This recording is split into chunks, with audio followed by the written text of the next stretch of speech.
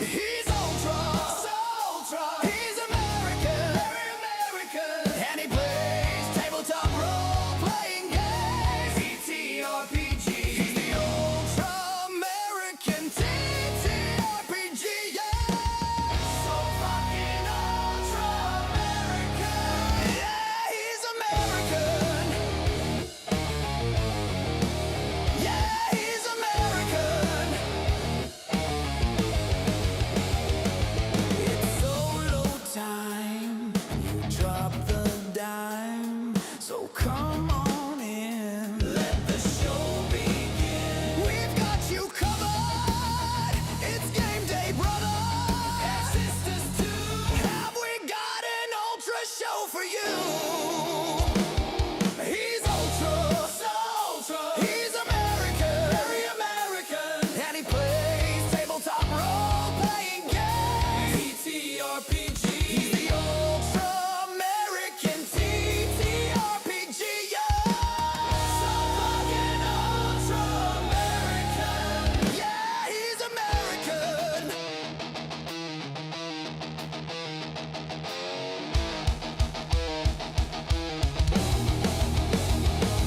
Let's solo because YOLO, and you don't wanna be some bro ho, you know. Yeah, you fucking know. So let's go. On with the show. He's ultra, he's American, very American, and he plays tabletop role-playing games, TTRPG. He's the ultra American TTRPG, yeah. So fucking ultra American, yeah, he's American.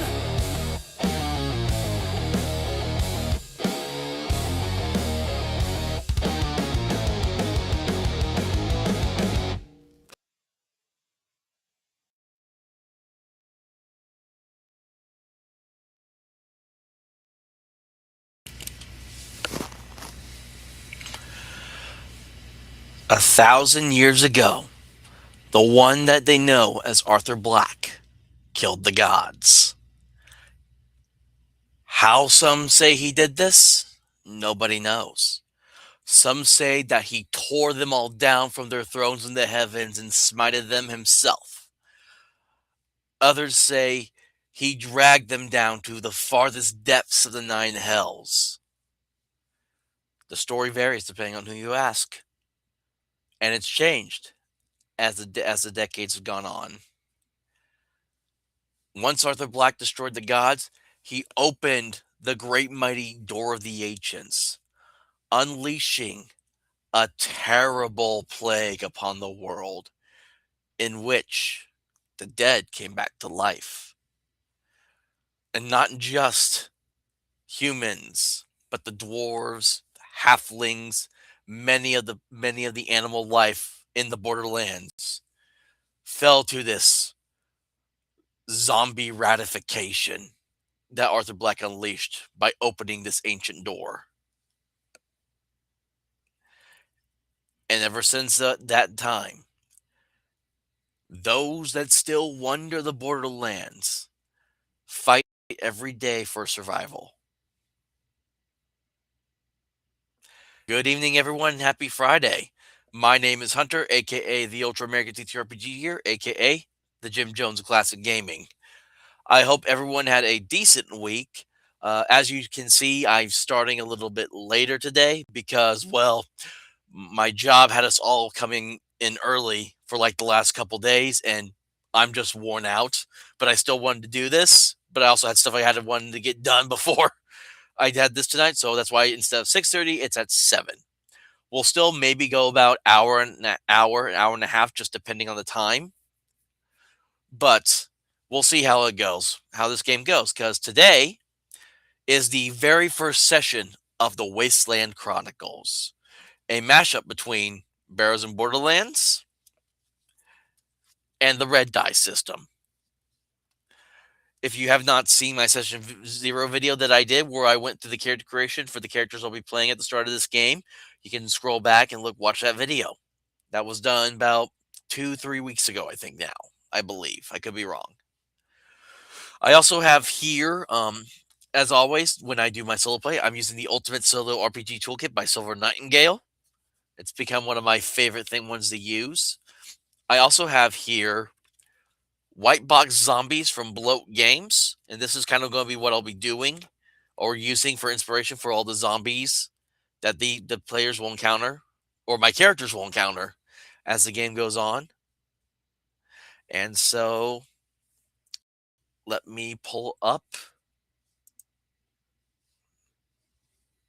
everything I will be using. I'm using Albert Map. I got my little marker there just to kind of describe like where the party will be located. That is actually just took the guy off the cover of the original printing from Barrows and Borderlands. I know he has a name, but I cannot remember for it at the top of my head right now. And of course, I got my dice tray here. And so yeah, this will be pretty interesting to see how this goes.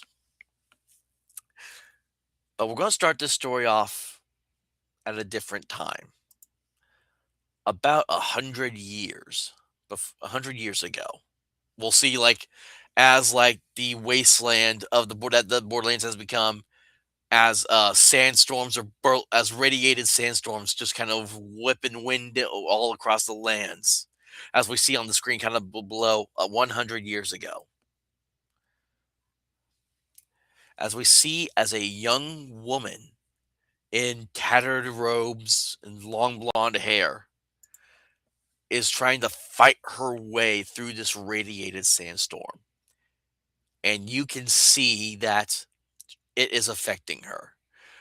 Her eyes are like sunken and yellow. Her skin is like cracking. Her veins almost kind of like a green color. And she's just coughing the entire time. But at the same time she's coughing, sand is still like getting down her throat, making her cough even more, as she feels her life slowly beginning to kind of wean away from her. And as she falls to her knees, she cries out to the heavens just for anyone or anything to come and rescue her.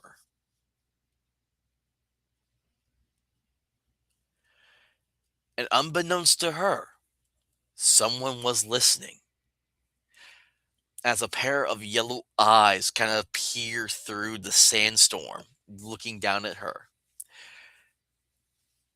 And as she looks up to meet its gaze, she feels this power just come over her, as her skin kind of begins to flake and peel off, becoming this yellowish green.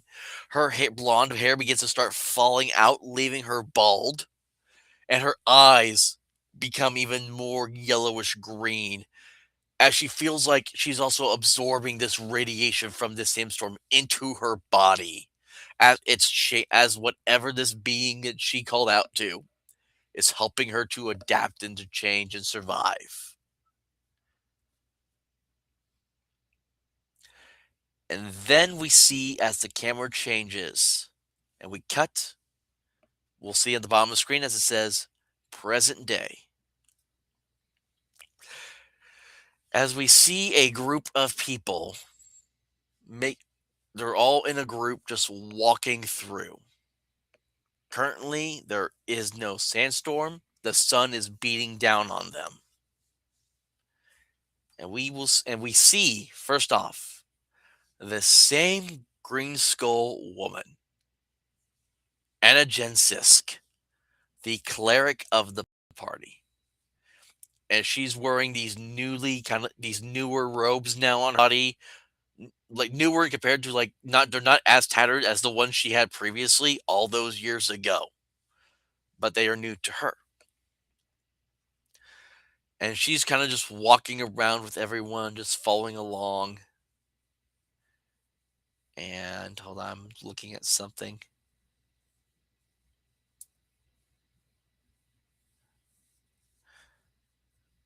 Okay, never mind.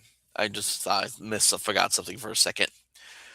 And she looks around and she's scanning the wastelands, and she looks over to her party members.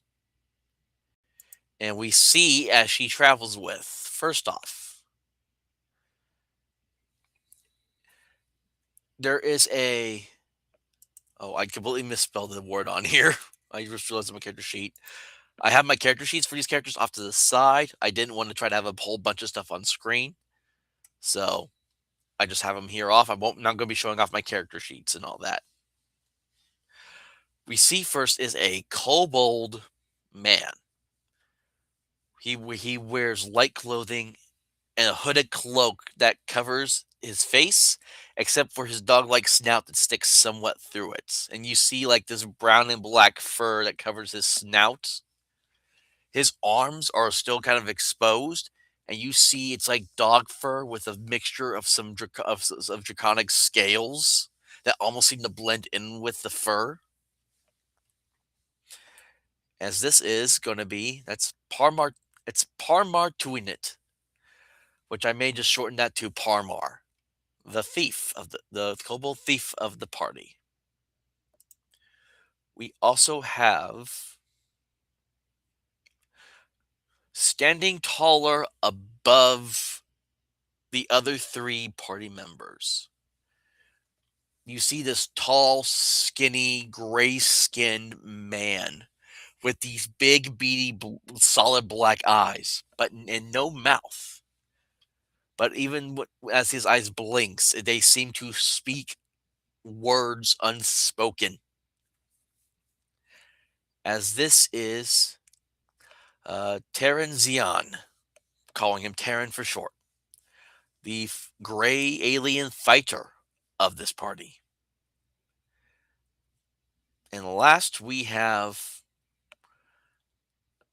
this man, skin so pale it could almost be snow white. His hair, long and black, shines in the sunlight. As he wears decent clothing, and but off from his hilt, carrying like, okay, sorry, it's been so long since looked at these sheets, I forgot what weapons they were carrying. As in his hand, he's kind of using like a walking stick, is this large pike.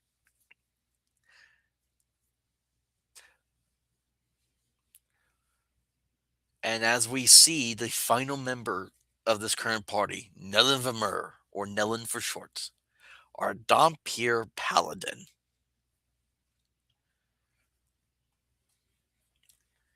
And we see these four as they are just these four met together by weird circumstances, to say the least, as kind of been always been treated as the outcasts of society.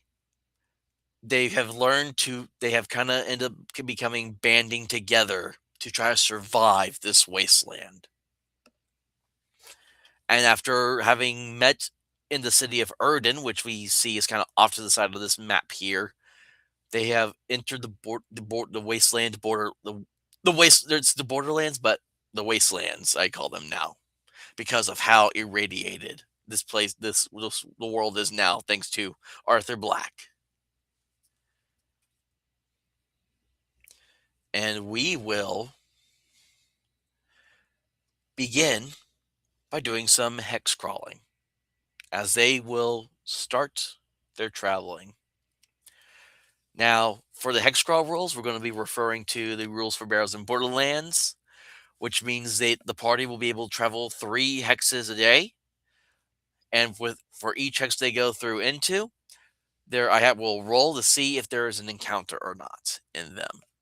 I'm also thinking about taking kind of a page from the Calarath rulebook, which is a game I have been playing a lot on Jack McCarthy's personal server that we've been doing through. So I've been having a lot of fun with that. And there is a role that you do in that for points of interest, because there are some points of interest located in the Borderlands, but they're not in every hex. So we'll just have to see how that goes, because I don't have the all those points of interest that are in the Borderlands are in the Radioactive Boogaloo supplement, and I just have the 4-book omnibus in those 4 books. I don't have an actual physical book yet of Radioactive Boogaloo because that's going to be coming with my Portal to Adventure Kickstarter that I backed a while back. Matthew Tapp, just kind of a quick update on that, really quick. Matthew Tapp uh, dropped all that stuff off with the Arduin guys, the Emperor Choice Miniatures company, and they have started to. I think they're going to be ready to start shipping those out towards the end of the month, beginning of February, maybe possibly beginning of February. So it won't be too much longer before I get my hands on my box. So I'm looking forward to that. But anyways, I was going to look up the yeah, I was looking up what to roll in regards to rolling for what was it? Uh Excuse me. Oh, looking at rolling for encounters. That's what I was thinking. All right. Yep. We'll be using the lost roll ability as well.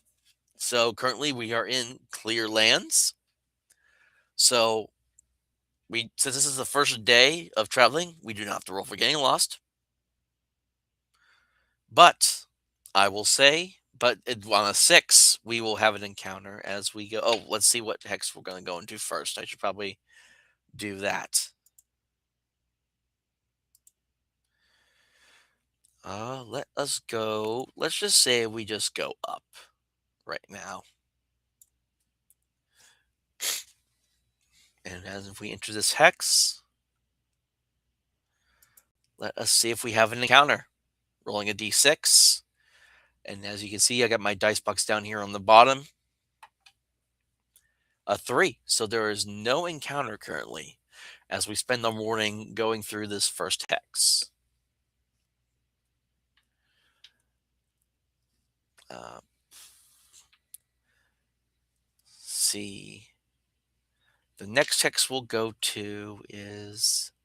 Well, actually, I should probably first establish, before I continue any further, what exactly is the goal of this party right now as they're traveling through the Borderlands. So I'm going to, by using the Oracle tables here in Silver Nightingale's Ultimate Solo RPG Toolkit, I roll a d6 and a d12 for an action and a theme. So, corrupt,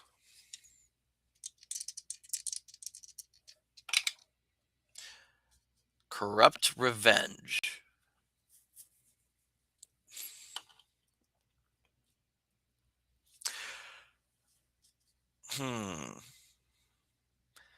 Maybe I think this party is trying to go after someone, or maybe they were hired to take care of someone that did something wrong. Let me see. I'll just roll for the Oracle table, asking, was the party hired to try to take care of someone that did someone else dirty, basically? 4. So that is a yes, but. Yes, but. I guess the yes, but will be they want this person brought back to the other person alive. So let us see. Where exactly, though, would we say this person would be located? It is a very large map. And there are a few cities, but you really have to find them on the map. Let me look at my points of interest here in Radioactive Boogaloo really quick. And I'm looking at that off screen right now. Let's see here. Location of the Borderlands.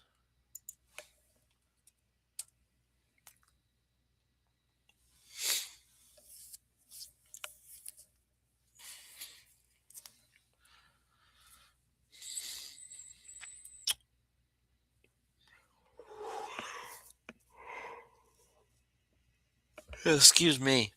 Apologize for my yawning. Again, just a very long week because of the weather that's about to come in here. That's about to come soon. Um, oh, let us see. Let me see if I can get the music to work this time. Because I know last time it wasn't doing super hot. Let's see if it'll work.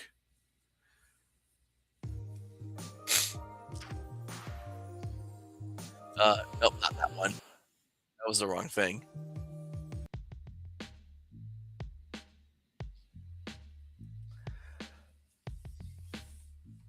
There we go. That's better.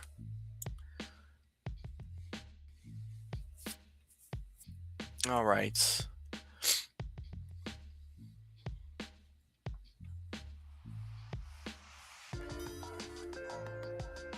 Well, that's a little loud. Let me turn that down a little more. There we go. That's better.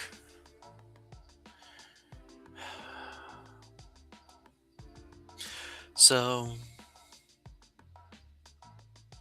let me see, I guess, first. I need to figure out who exactly this man is. So, let me look through this book really quick because I do have an NPC creation table.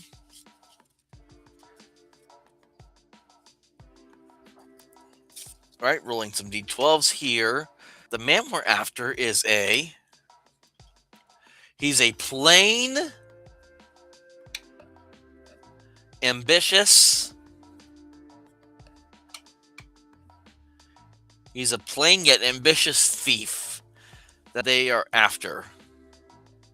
And what will his name be?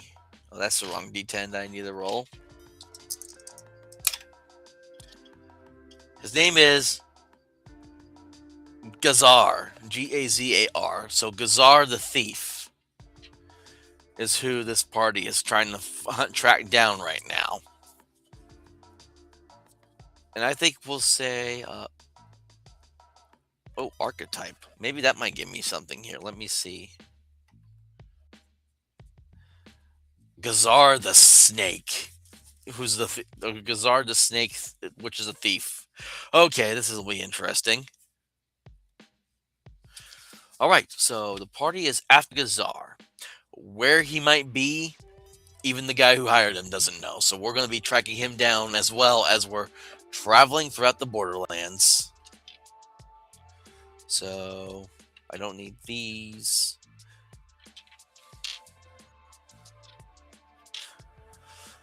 All right, so that was the morning hex going to from 3834 to 3833. Now we need to see if we will get lost going into the next hex. So again, I believe it's on a 1 we will get lost. Let me double check again.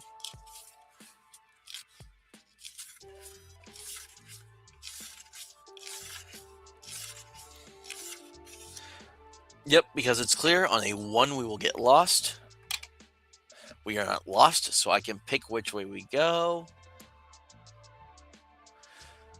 Keen on the mountains right now, so I'll say we keep going up. And then we'll see if we get an encounter in this area. That is no encounter. Okay.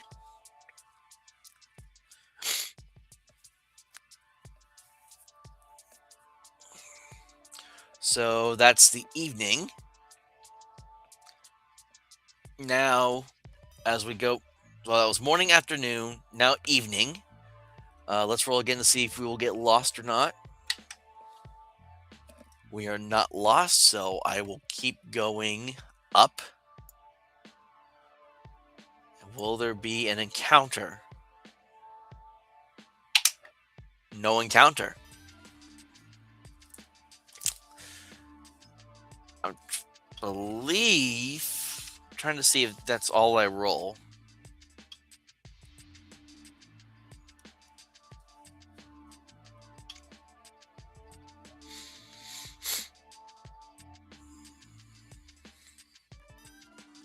Yep, that was the final roll check right there. So the party will make camp, eat some of their rations that they packed with them, and let us have, let me see, some interactions. What will they be talking about? Because I'm assuming this party has not done a lot of talking ever since they really first met. So let me roll a d20 and I'll see what we get. All right. So they're discussing using the arts and music.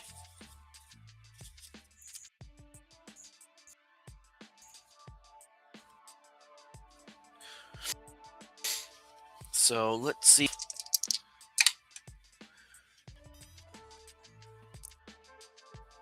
Restore.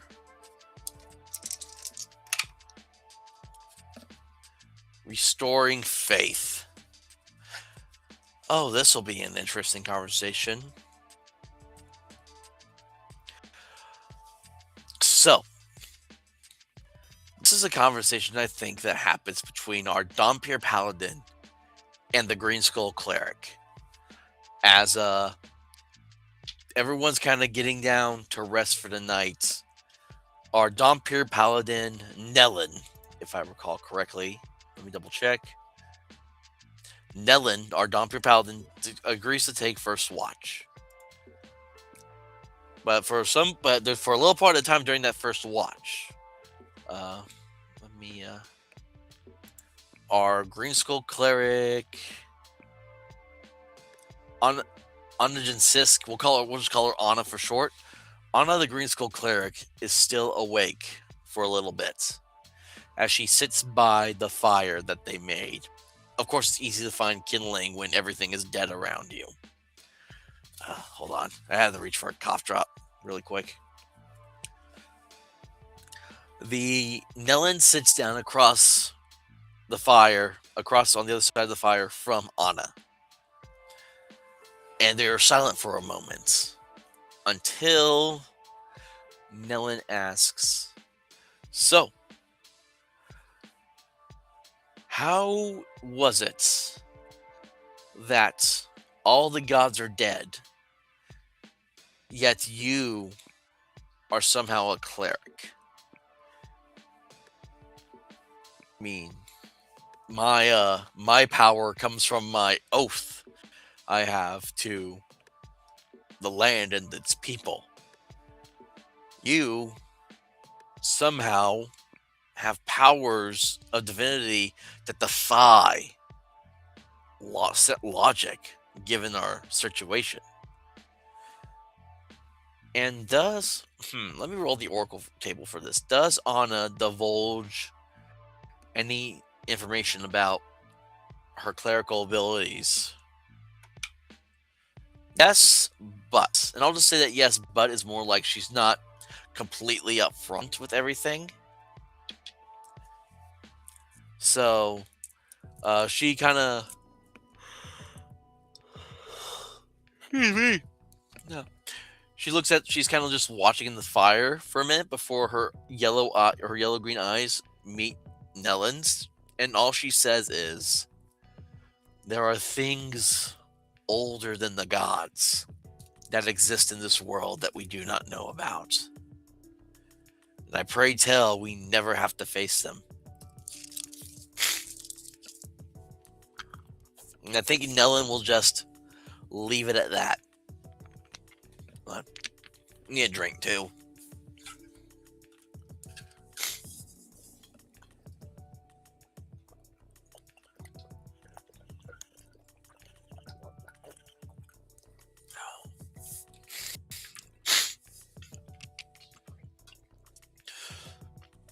So the night goes on with ease as we start our next day of traveling. Actually, something I want to look up first, because this was something that I thought about earlier today. So in Barrows and Borderlands, again, this uses the zero D&D, aka the white box system. So you usually would have your 6 stats: strength, dexterity, intelligence, wisdom, constitution, charisma. However, in Barrows of Borderlands, there's a seventh stat they introduced, which is called radiation resistance, which is how you're able to handle the effects of certain radiation abilities, like rad storms, ray guns, certain like radiated monsters, all that kind of stuff. Well, I didn't think about it earlier because I was thinking about like, well, how would they make it through the? How would I roll? What would be? How would I mechanically roll out for them dealing with the rad storms that now kind of plague this land from time to time? And so I realized I need to give them all radiation resistance scores, which we will use the red die system version for that. So I'm going to say that every member of the party has a D6 currently for radiation resistance. And this can also be leveled up via, this can also be, the stat can also be increased via like level advancements and all that. Because again, every 10 experience points these characters get, they go up in level. And we'll see how quickly they go up in level, because it's usually only like maybe it's only 1 XP per session, unless something like fundamental or not essential, what's the word I'm looking for?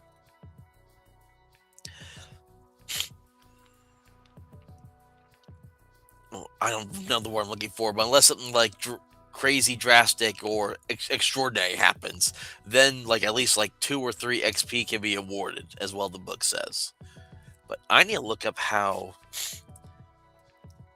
rad storms. I don't even know if there is anything in here about rad storms and how they would work.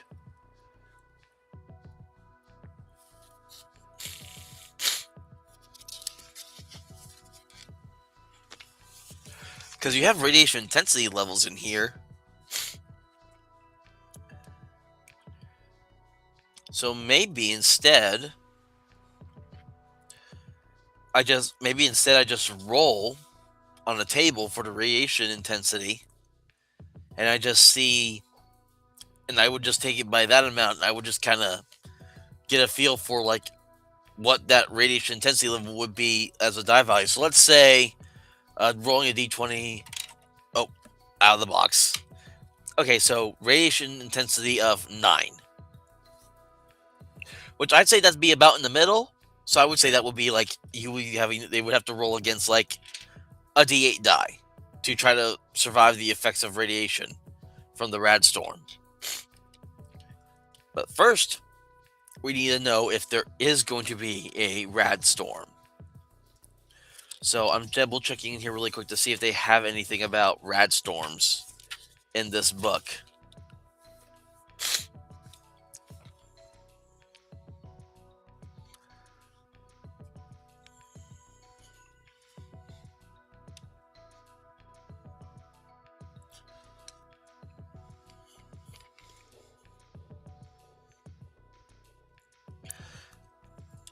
Let me go to back here really quick, because I think it'll be back here in this part of the book about traveling through the Borderlands.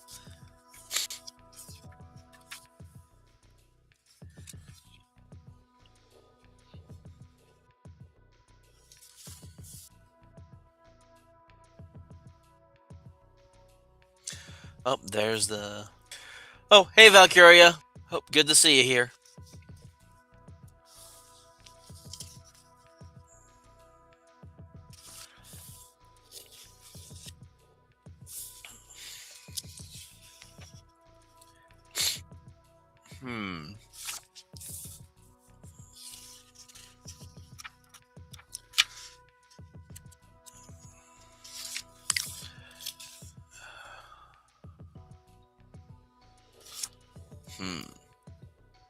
So I am not seeing anything in here at the moment. So I'll say I'll roll a D100. Or no, I'll roll a D6. And I'll say if it's how would I want to do this? I don't want to do let's say if it's a 5 or a 6, a rad storm happens. Okay, so no radiation storm is happening today. So we are still going in clear currently. So let's see if we get lost traveling around. We do not. So I'm going to move. Still going to move up straight. I think we're just making our way around. So let's see if we get an encounter during this first hex. No encounters, okay.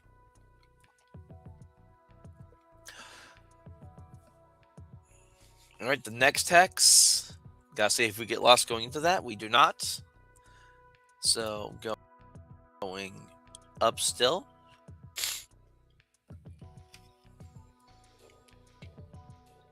And let's see, do we get an encounter? Do not get an encounter, okay? Final hex of the day. Do we get lost? Still not getting lost. So we'll go straight into these forests here. Now, since we're going into a forest, the encounter table will change. So I need to see in a forest what that changes to. Woods. So on a 5 or a 6. Now, I will get. Oh, huh. I just realized something here. I should have been rolling something different entirely, but that's okay. Oh, we're not really in that. Well,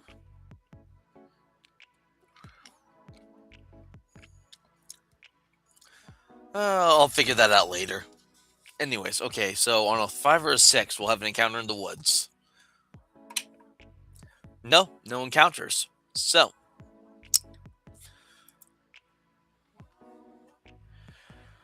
all right, so the party settles down for another day, eating their rations, and just kind of taking the seat back. Let's see what, if any, conversations happen tonight.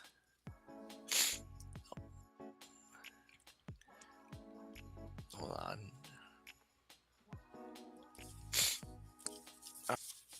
Rolling a d20 for the conversation topic. 5. Talking about the arcane.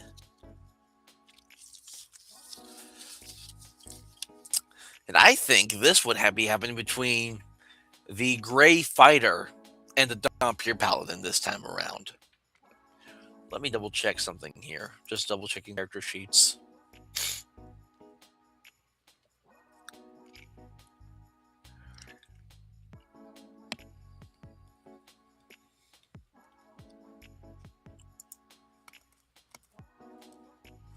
Okay. So again, they're all kind of sitting around the fire. Everyone's chilling out, about ready to go down for a night. Now, the thing about the Greys and Barrows of Borderlands is the way they communicate is through telepathy. So the Greys can speak to you, but it's always going to be something through your mind instead of them just being talking physically. So Nellen feels as, let me remember what my Grey alien's name was, because I know we shortened it. Terran Zion, but we'll call him Terran for short. Nellen hears the voice of Terran in his mind as Terran says, "I am quite interested in hold on, I'm about to sneeze.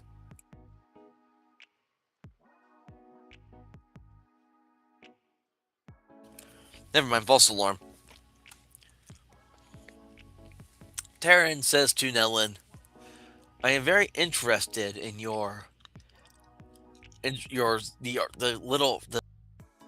little arcane ability that you do have. Such a weapon, but yet can also heal at the same time, or so I've heard."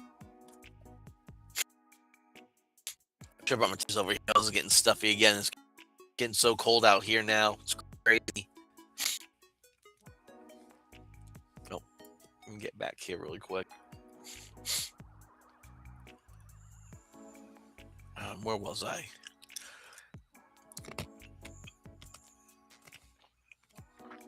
And then so Nellen will just kind of reply back to Tayron saying, as I was telling the our Green Skull friend the other night, it is my oath to the land and its people, or why I am able to be such a strong fighter and be a paladin of this land. Well, what land that is left, of course. All right. And with that, that brings another day to a close. We are now in the woods, which increases our chances of getting lost and encounters now. Let me double check.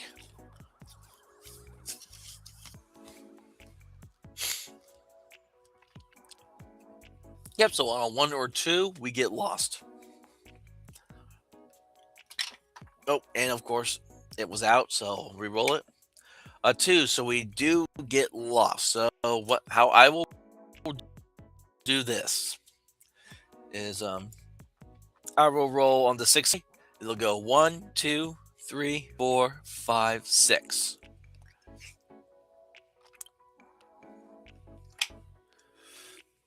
1. So even though we get lost, it takes us straight up. Okay. Still getting an encounter on a 5 or a 6.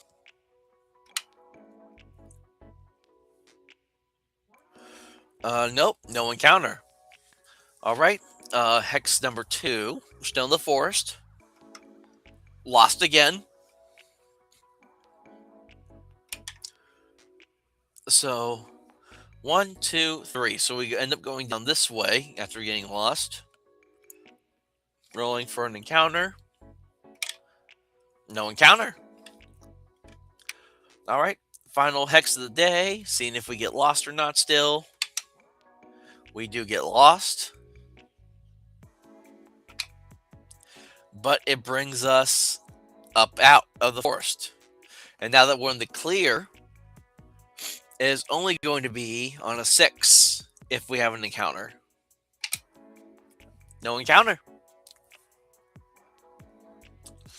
So we've had so far, this is now 3 uneventful days of traveling for this party. And they're all just kind of sitting around, eating. They don't really talk that much, surprisingly, compared to most parties. But they know too that they can trust each other, and that if a fight does ever break out, they'll have each other's backs. All right. So now, again, on a 5 or 6 on the next day, there's a rad storm. There's not. Okay. Rolling for if we on a 1 in the clearing is if we get lost or not. We do not get lost, so I will go up here. Now, I believe that is a river, if I recall that correctly. I'm just looking to see. Yes, that is a river. As we approach this, I'm going to ask a few questions in regards to this river. Is the river still a I guess I'm more asking, is the river all dried up? Yes. So this is a completely, hold on, I'm sorry, I'm hitting the thing over here. It is a completely dry riverbank. There is no water in this whatsoever. The years of radiation and just the all of this the plague have just dried this river up. Right, rolling to see if there's an encounter. All right, we have our first encounter. So let me see if I can change this music to be something different. Because it's just on a. Let me see what this feels.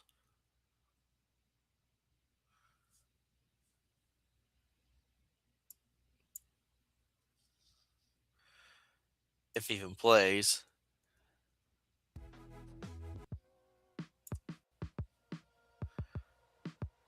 Okay, there we go.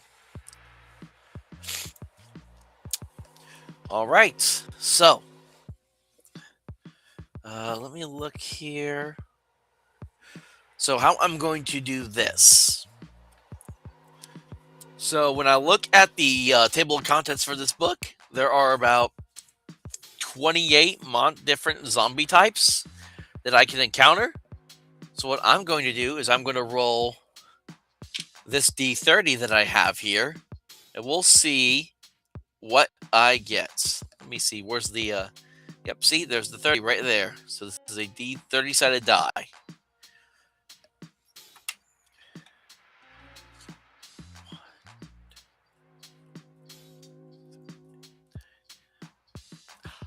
Okay.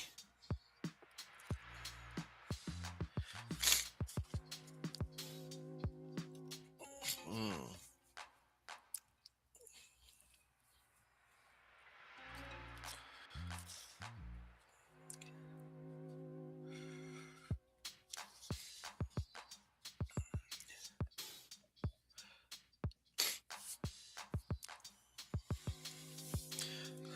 So let me see. I always forget how surprise rolls work, but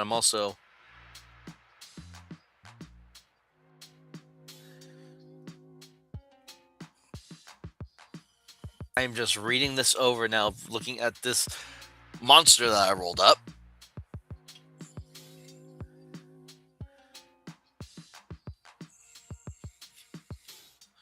So I'm going to say, let me double check something else here because I'm just curious about something. Okay, that seems about right. Okay. So,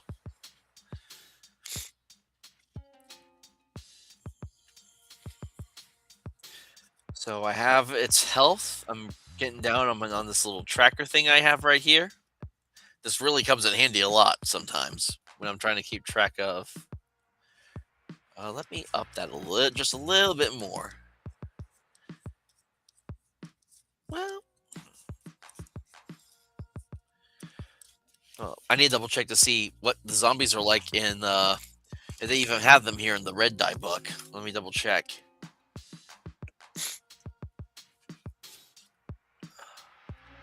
Enemies 89. You think zombies would be a thing? Yep, zombie. Here we go. Yeah, this is perfect. Okay. Yep, this would be right up its alley. Well, first off, we gotta see if this surprises them or not.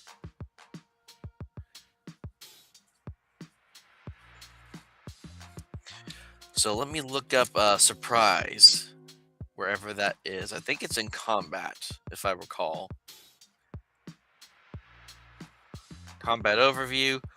Uh, well, each side rolls 1d6 of eligible. If the result is a 1 or 2, it means that side is surprised.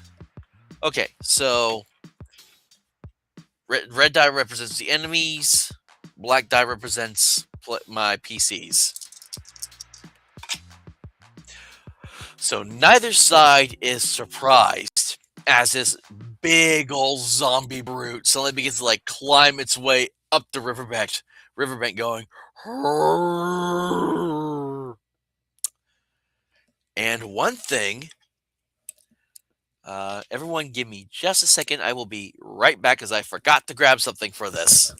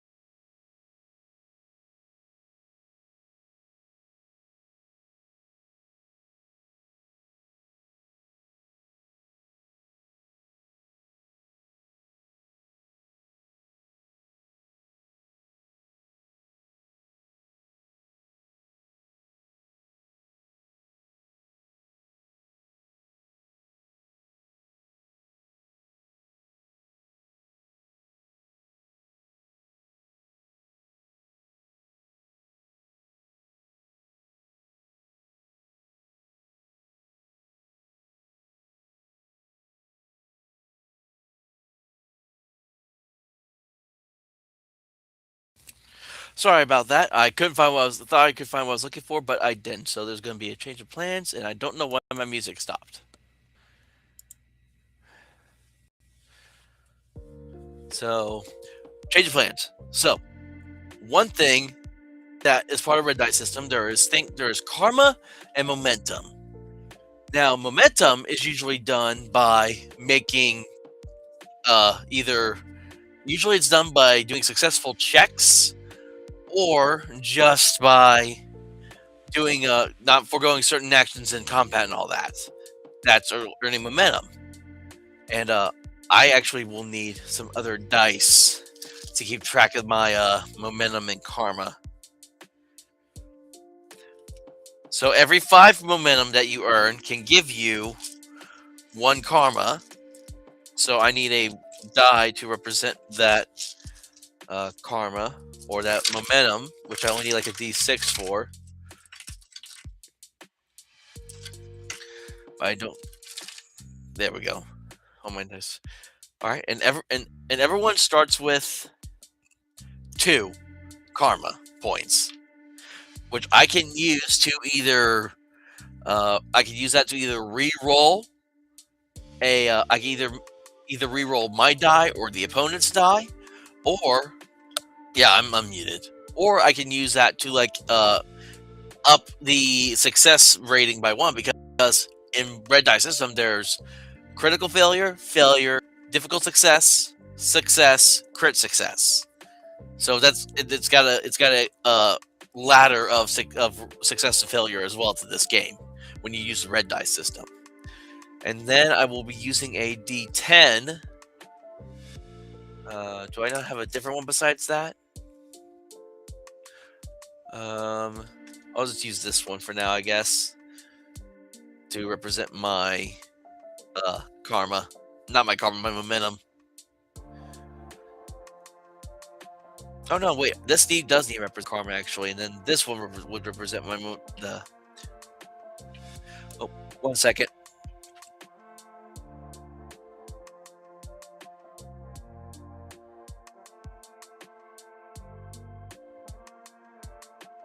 Sorry, everyone. Be right back again.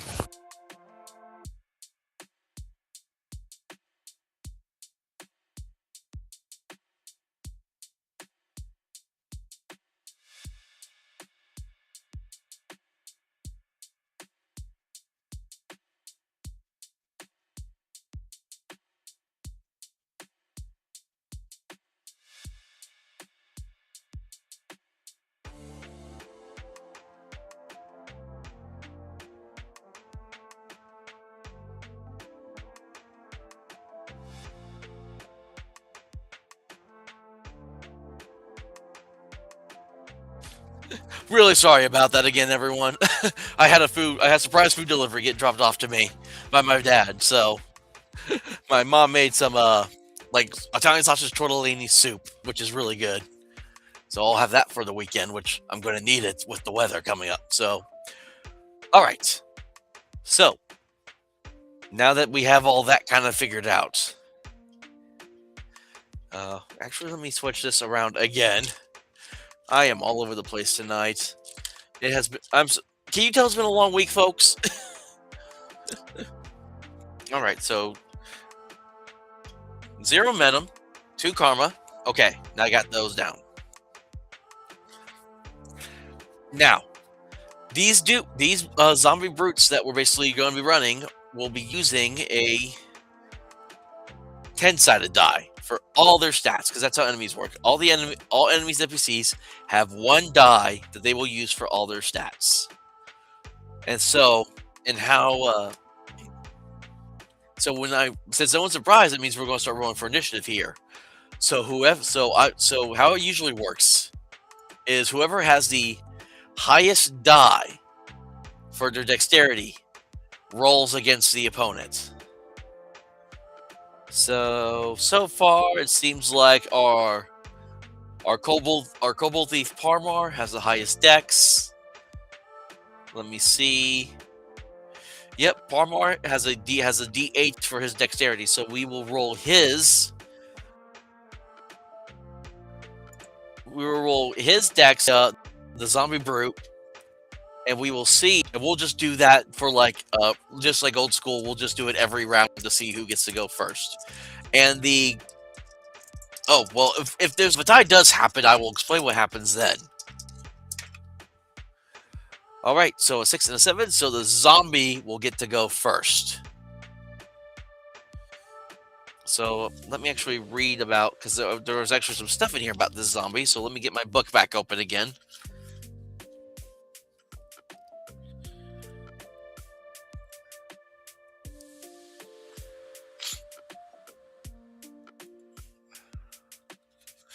Okay, here we go. Yep, this zombie gets 2 attacks per turn in addition to their quick action. So quick action is usually just like if you're like moving. So the zombie's quick action is to move forward. So in combat for red dice system, you have full actions and quick actions in regards to combat.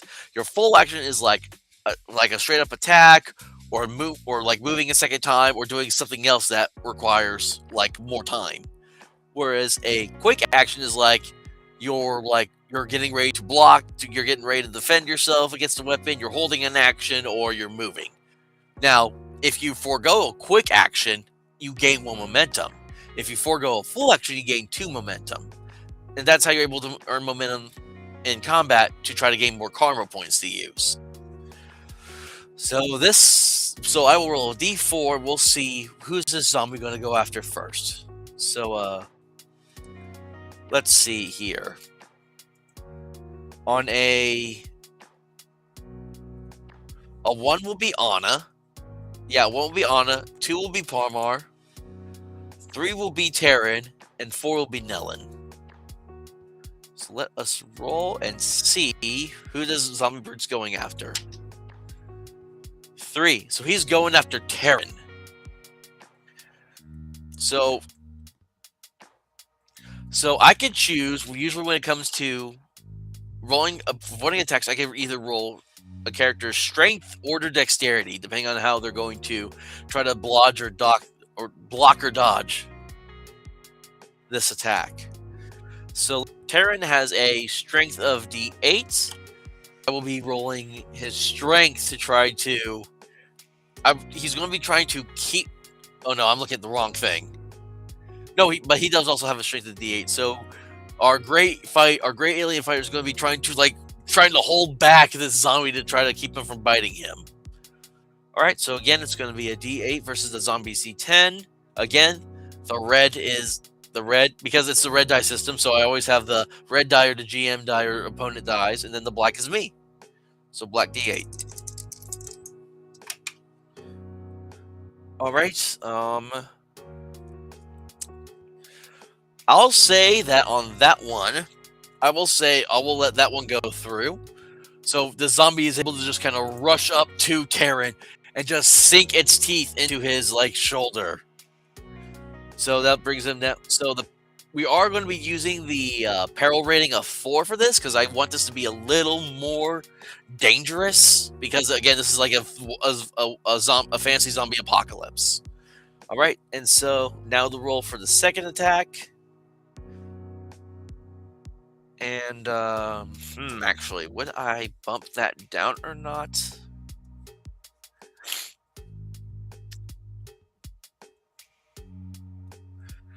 You know what? I would have to say, because he's already got the teeth in side, this would actually bump down to my Terran's strength stack to a d6.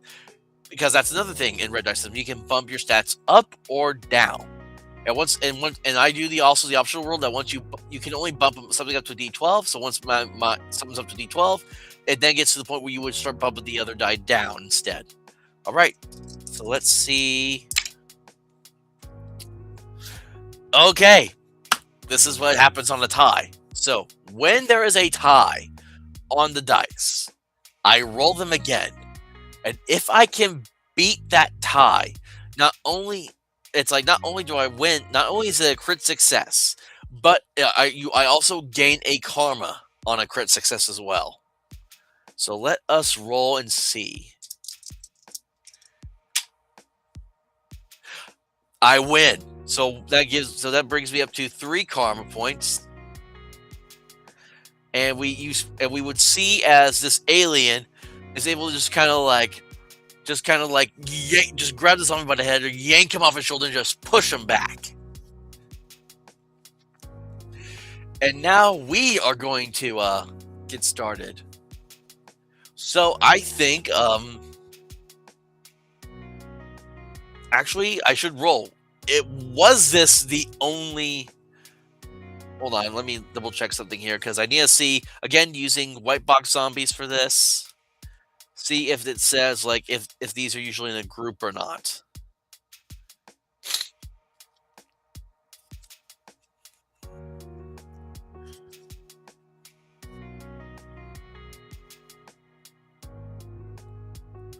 I'm trying to see. This doesn't really say.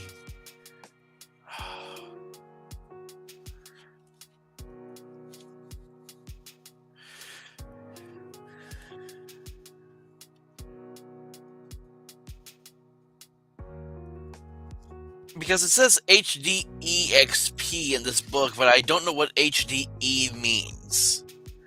And it doesn't also say like how many are usually in a pack.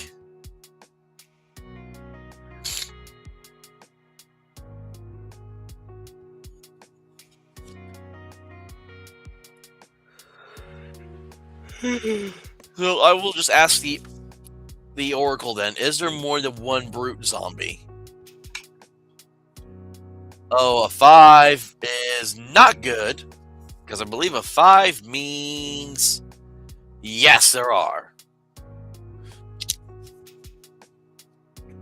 So I'll just roll a d6 and that'll be how many more. Or maybe I'll just do a d4, actually. I don't think there'd be that many brute zombies clustered together. Oh no.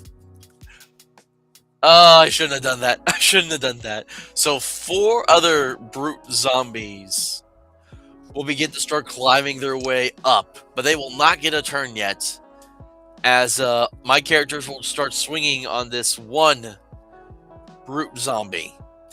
Terran will draw his longsword and shield as he goes in to try to cleave into. And I'm also using I also gave him the weapon mastery ability from the fighter class in Barrows of Borderlands. So he will get, because he is the mastery of the longsword, he will get +1 to his roll and peril damage. All right, and because he does have the skill assault, this allows him to bump his D8 up to a D10 as well. And I believe that is. Let me look at his controller talent if that does anything, because I think that does do something. I just can't remember.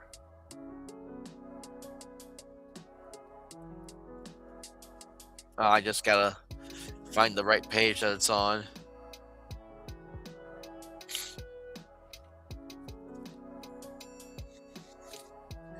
Creating a character on page 46. Skills and then talents. Controller, when you do a debuff to an attack. Okay, I'm not going to debuff the attack. Okay. Alright, so let's see if I can hit this zombie. And I do hit the zombie. So, dealing a total of 5 points of damage, because again, the peril rating is 4, so adding 1 to it deals 5 points of damage. So, I'll say he like cuts off one of the boss zombies' arms. Alright, and then we see as, since I'm on the same character sheet, Nellen will try to come at the... Yeah, he will try to come at the zombie with his pike. A D8 versus a D10. I will... I don't... Yeah, either way, if I try to reroll, it's not going to be good. So there's no point in me wasting my karma points on that. So Nellen will miss on his attack.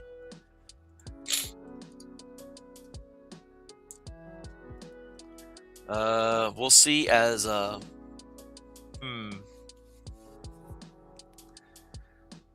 Oh, Anna. Actually, let's save her for last. Um, you will actually will see as Parmar. Well, we see on this wrist he's got this bracelet, and we see as the bracelet kind of ching, as this like as this light crossbow like kind of just forms on his wrist, as he loads a bolt in it, and he will take a shot at the at the zombie. So this is a this is a D. Yeah, this is going to be it's dexterity to use a ranged weapon. So versus a D10. Okay, so that is a.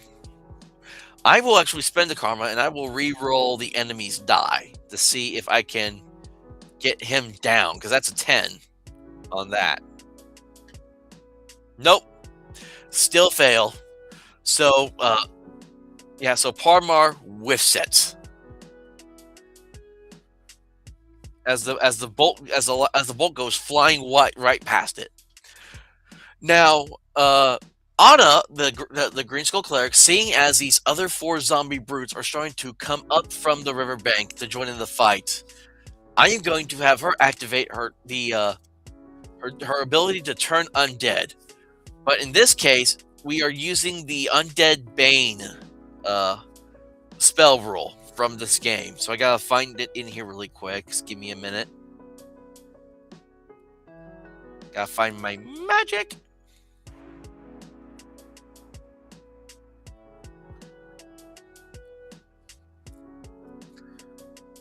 Here we go. Yep, cast a spell on up to 4 undead. Cost is 1 spell point per undead being affected. No check to cast. Each affected undead makes a save check against the caster's will die, running away in fear if they fail. Undead with a difficulty of D10 or higher are immune to this spell. Oh, so this is bad. So I'll still say, does she still try to cast the spell? Let me roll. Does she still try to cast the spell? Oh, yes. So the way usually so this one rule I don't like about the red die system is whenever you do try to cast a spell, it does say if your spell fails, you don't spend the spell points. I, however, like the idea that even if you fail the roll, you still lose the spell points because you're still actively trying to cast the spell. It's just that the spell doesn't go off. So I say she will spend 4 spell points as she tries to turn undead,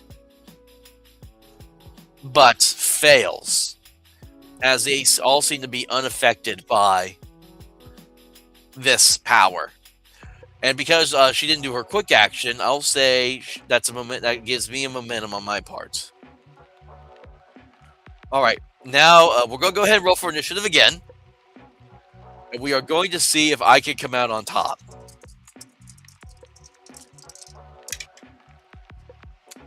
Oh, I'm going to spend the karma to reroll that.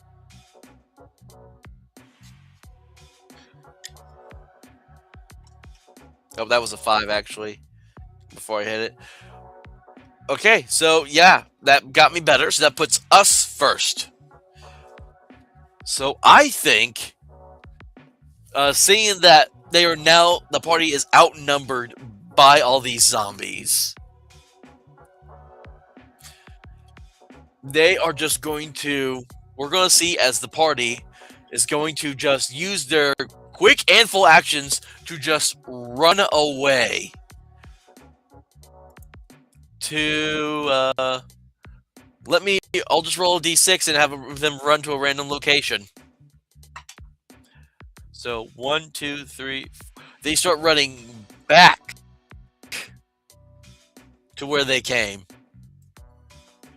And I figured, these are just zombies.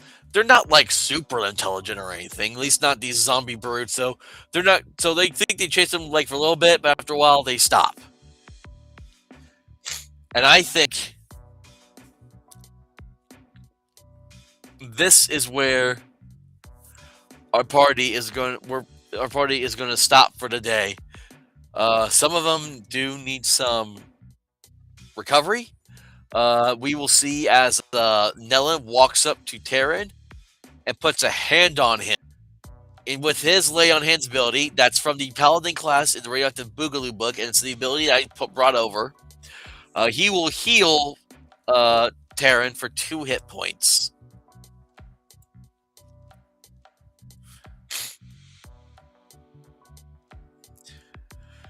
And as the party will collect their breath, be thankful that they were able to avoid that drastic encounter, and they are going to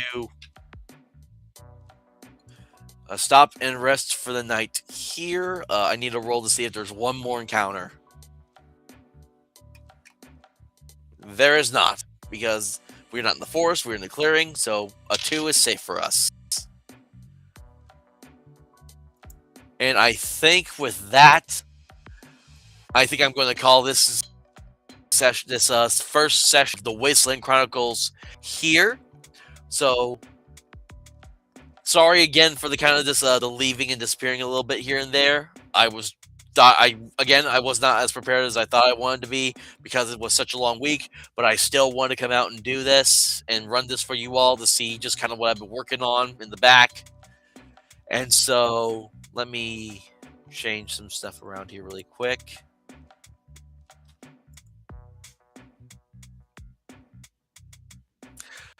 So thank you all again for joining me for session 1 of the Wasteland Chronicles. Again, my mashup game between Red Die System and Barrows and Borderlands. 2 of my favorite games that I love to play now these days. And so you can always find me on X, YouTube, and Rumble under the Ultra American TTRPGer at Ultra TTRPGER. And I don't know. Let me double check if Dungeon Delver is doing a stream tonight, because I don't know if it's Fridays he's streaming now or not. It's hard to tell lately.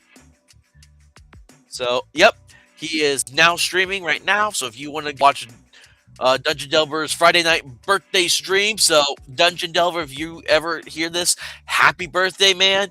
You are a well of knowledge for all things old school D&D, and I do love watching your channel every now and then.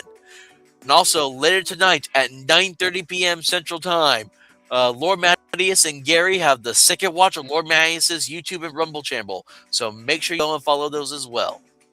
And while it is up in the air at the moment, depending on how everything comes out tomorrow morning, there is currently a planned episode of the Ultracast tomorrow, Saturday morning at 10 a.m. Central Standard Time. And if anything does happen to where it won't happen, I will make sure I put a message out there to let you all know that won't happen. So thank you all once again for coming to the Wasteland Chronicles Session 1. I hope you all enjoyed this. I look forward to many more sessions with these characters. Oh, and we will say with this session, every character will get 1 experience point. I think that's usually is how it's going to be. I think the majority of these characters will just get 1 XP per session, because I don't want them to level up super fast, but I also don't want to make it easy for them all either. So, everyone, depending on where you are, please stay warm, please stay safe, and take care of yourself, because we are in for some crazy weather, especially if you're in the south. So, have a good night, everyone.